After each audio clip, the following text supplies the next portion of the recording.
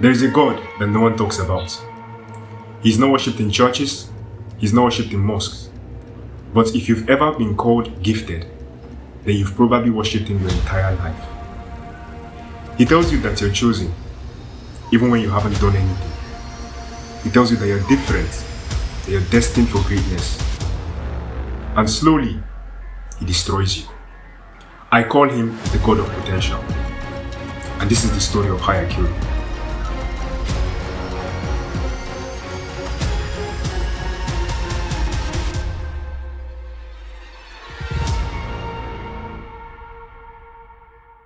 So I'm going to divide this video into 3 parts. 1. My life while I served potential. 2. The day I killed potential. And 3. A value which I believe should replace it. So let me start immediately. Growing up, I was very good at school. I was very good at mathematics and English, and I would go for a lot of competitions and I would win medals. And because of this, I received a lot of positive reinforcement from my teachers and my parents. So I would be on holidays at home, just chilling with my family. And visitors would come to the house and my dad would start telling them, this is my son, this is what he achieved, blah, blah, blah, blah, blah. And then the visitors would start looking at me like this brainiac and everything. And even when I go to school, I'll just be sitting down with my friends in the classroom. And then a teacher will come inside and say, hey, the principal wants to speak to you, or we have this program that I want to give you. And because of all this attention that I was getting, I had this intoxicating feeling of being the chosen one. The one that is going to do great things, the one that is different from the others. And so what all these people were worshipping, what my parents, teachers, even my friends were worshipping in me was potential. It was the talents and gifts that I had. And although some of what I was doing was because of hard work and practice, most of it was innate. And so now let me share with you the trap that potential puts me in. So the first story I'm going to share is the story from high school. So when I first entered high school, I got into these things called math Olympiads. And math Olympiads are like math competitions for secondary schools, but on a much harder level. So I remember I would be in GS3, which is like the 9th grade. And then I'll be doing coursework that is for undergraduates who are in their 3rd years or 4th years. And so I was doing this thing, and because it was this hard, because the math was this hard, and because I loved mathematics, I put effort into it. I was like completely committed and dedicated to doing this thing and to practicing. And so I was doing all these things, and because I practiced a lot, I was the best in my school at a point. And because of that, a lot of people were praising me like, oh, this guy is so good. He's this great math genius who can decode all the secrets and everything. But then, even though I was doing very well in the classroom, very well in the practice sessions, when it came to the main competition, something weird would happen. So because I had put a lot of thought into mathematics and into this competition, I would get into the competition and I would crumble under the pressure. So I would see a question that I know that I can solve this. But for some reason, the anxiety and the amount of weight I had put on this thing would start clouding my mind and making me make stupid decisions. So you can see that in that situation, although I had the high IQ, I had the gifts and everything, if I couldn't have the resilience to withstand that pressure, then the potential, all my potential was not enough for it. So this was my first lesson in potential. So the second thing I'm going to talk about is the poison behind praise. And before I start, I want to let you know that when people praise you, most of the time they are well-intentioned. So all the praise I got when I was a kid with all this potential, it was with good intentions. No one did it with a Machiavellian intention. However, good intentions don't always mean good consequences. So let me show you what happened in my own life. So I would do this, get these achievements, get these accolades. And people were giving me all this praise. And they began to see me as this smart, serious, focused kid that's going to do great things. And here's the thing. Because of that, because I had gotten this stereotype, I had gotten this persona that I had to manage, I stopped myself from doing other things that maybe I will fail at. And then they will make that persona to shake a bit. So if I tried a new thing, like I tried, let's say, sports, for example, and I tried it and it didn't work immediately, and I didn't see the same positive reinforcement that I got for mathematics or for my other achievements, I'll begin to use it as a metric to judge my self-worth. Instead of just saying, okay, this thing, I suck at this thing. It's just because I've not done enough reps. And so that is the poison behind praise. That when you become this guy who is, we know you for this thing and this is who you are, then when you try something else and it doesn't work out as fast as that first one, you begin to question yourself more than you should. And so that's the second problem that I had with potential. That you feel like everything about your life is just up to this one skill or this one gift. And so you just zero in on it. And if you try anything and you're not as good as the first one, something is wrong with you. When in reality, there's nothing that's wrong with you. You just haven't done enough reps. So this is the second thing I had to learn about potential. And so the third lesson that I learned about potential is actually the most recent. So about 2 years ago, I applied to schools in the US after finishing high school. And I applied with a wonderful SAT score and all my credentials. I applied. And before I actually saw the results, I went from my hometown to my auntie's house to start going to a Nigerian university. So I started that, and when I was at the university and I saw the results for my applications come out, all of them were rejections. All of them. And so something interesting happened during that time. I saw all these things and immediately my mind went to, why did this happen? This is not supposed to happen to me. So my attachment to my potential made me believe that this thing that happened is not meant to happen to me.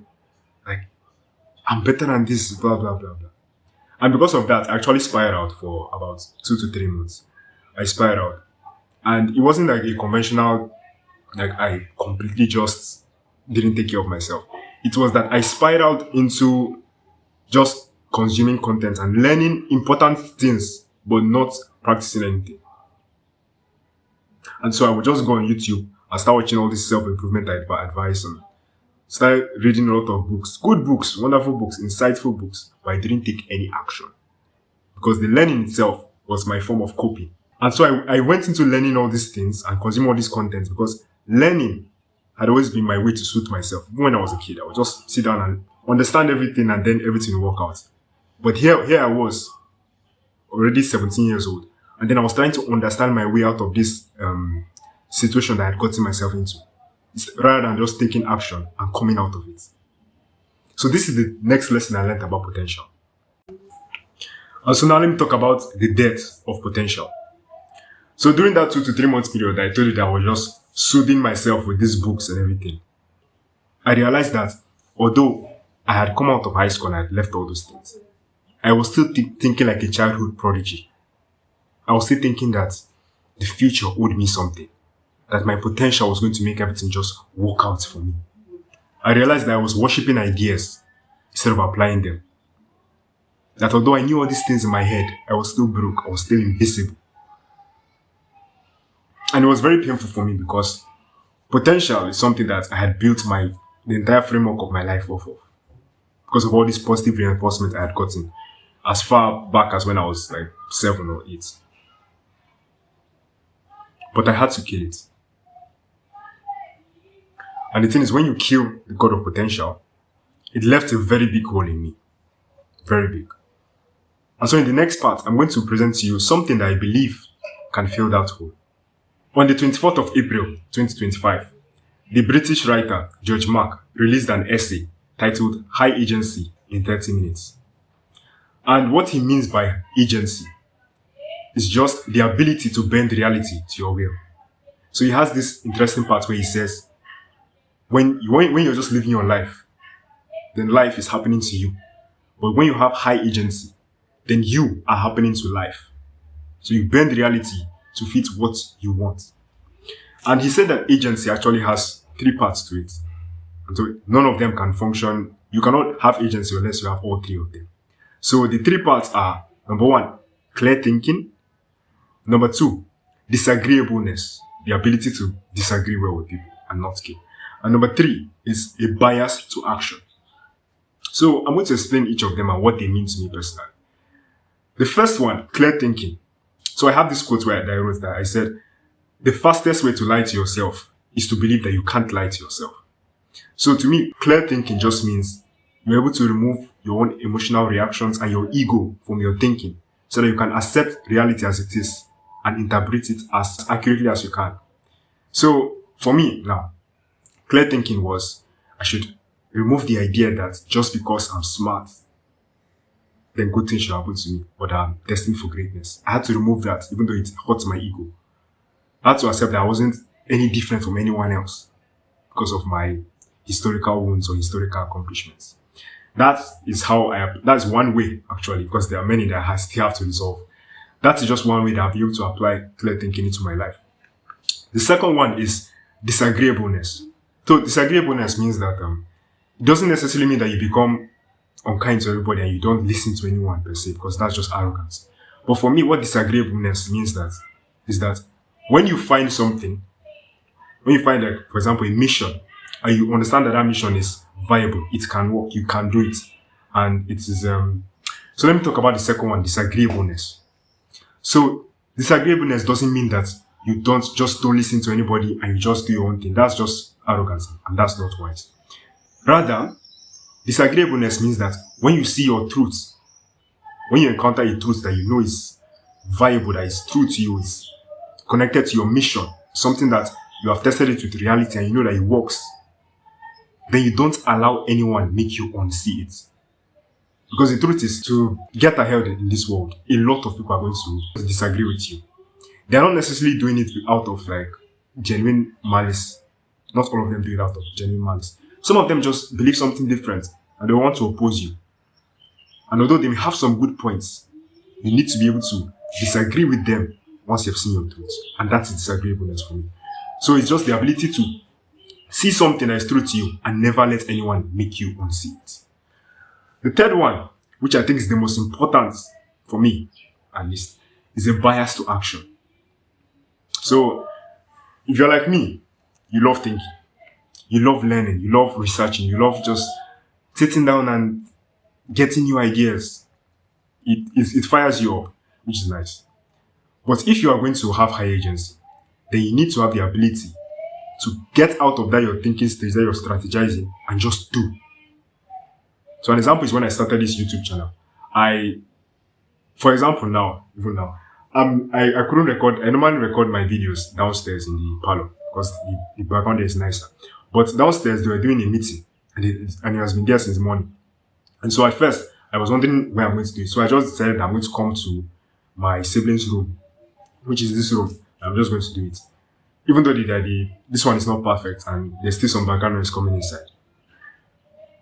So if this was me 2 months ago, I would have just said, oh, this thing is not perfect. I'm not going to do it. Because it's not perfect. Because this is not worthy of me showing the world or blah, blah, blah. But for me, bias to action it's actually the most important. And it's the hardest for me to learn. Because right now, I'm still learning it. I'm still learning to just do, and not care about it not being perfect immediately. So those are the three parts to agency. Clear thinking, the ability to disagree comfortably, disagreeability, and then a bias to action. And although I'm still learning all of them, I'm still trying to apply them to my life. I genuinely believe that this is a better alternative to your potential, rather to my potential. So, this is what I've learned. You kill the god of potential and you replace it with agency. And that's how your life will get better. At least my life. So if you want to learn more about how I'm taking action and actually applying one of these principles, you can check out this video about what I learned from 50 days of outreach with no clients. And if you got value out of this video, I want you to subscribe. Thanks for watching and see you later.